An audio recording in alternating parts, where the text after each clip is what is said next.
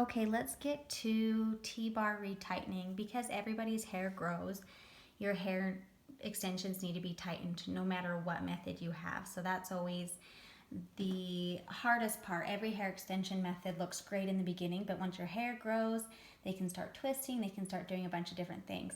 So with the T-bar method, what's great is since the pliers are included in the kit, if you have made, let's say like these end ones get a little bit looser because when you blow dry your hair, curl it, since it doesn't have another bead on the other side, these loosen a little bit more. All you have to do is pinch it the opposite way.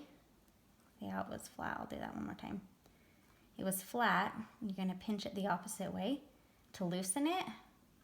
And then because there's silicone line, you can slide the bead back up right there. So let's see if we can get that one. You're going to pinch the opposite direction to open it.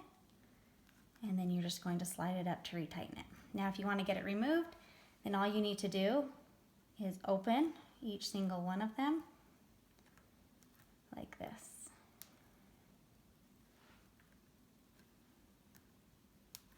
So literally takes less than 5 minutes to remove every single one there. And you're just going to slide down once they're all off. Then you can watch my videos on how to replace beads if you need those.